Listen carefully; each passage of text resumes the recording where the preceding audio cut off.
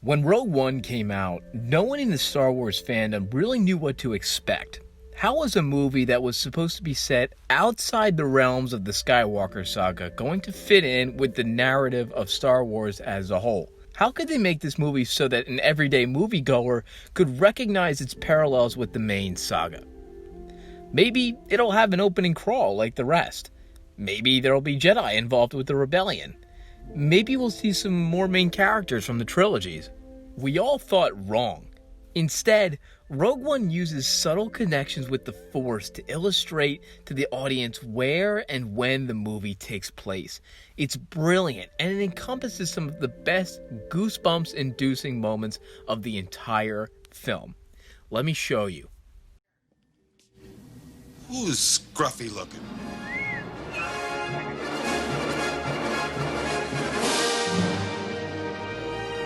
The movie opens in chaos between the Ersos and Director Krennic.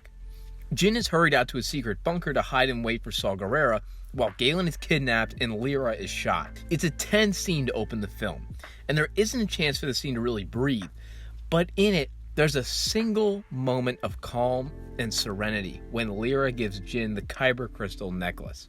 The music quietly swells in the background, and the focus goes solely on the two characters while the background foliage is blurred. Nothing else matters at the moment when Lyra tells Jin to trust the Force. It's just the first of a few of these moments, but you'll see a lot of that will carry over into other moments with Jin.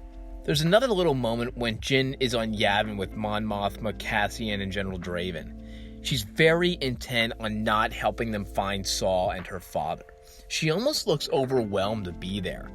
Then the music swells, and things get quiet for a moment when Bail Organa walks out.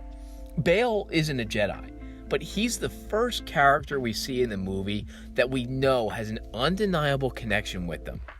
He doesn't even say anything, but his presence in the scene is heavy and palpable. Only after Jin sees him walk in does she alter her stance and agree to help.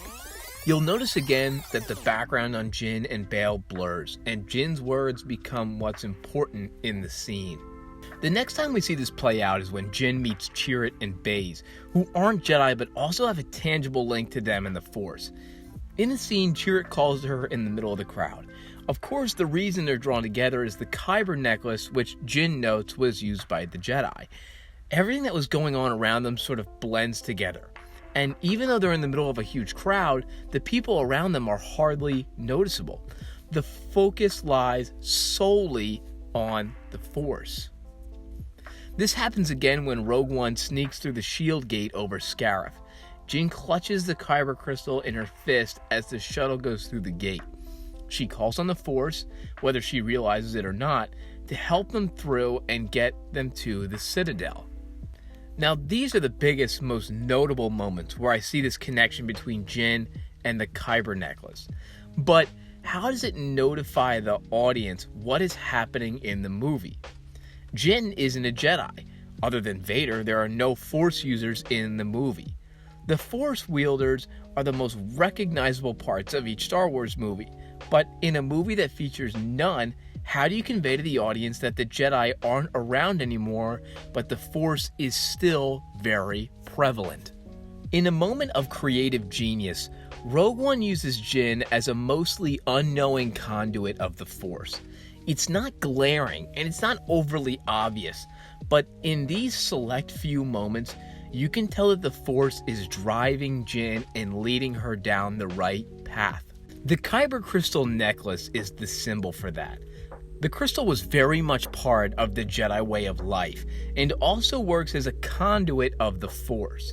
So to put that on her shows that she is the one that carries the torch forward in a time with very few actual Jedi to defend the light side of the Force. I love the moments in this movie that slow down and illustrate Jin's connection to the will of the Force. Most of this movie is fast and chaotic. There's a lot of shooting and battles and sadness, which can make the movie great on its own, but you can really feel when this movie goes the other way. When the Force is mentioned or the Jedi are brought up, the movie stops dead in its tracks. Nothing else matters when this movie and the Force get involved. There's no other movie or TV show in the Star Wars universe that does it quite like Rogue One. No other piece of media is quite aware of its own place in the timeline of the Star Wars universe. I know that seems silly to say, but it's true. Rogue One treats the Force in a mystical and foreign manner, and it fits so right for the time period, because in the universe, the Jedi have become mystical and foreign in the decades after the rise of the Empire. This was perhaps the perfect way to convey to an audience that even though the Jedi are not around in abundance, the Force carries on. This wraps back into something Luke says in The Last Jedi. That Force does not belong to the Jedi.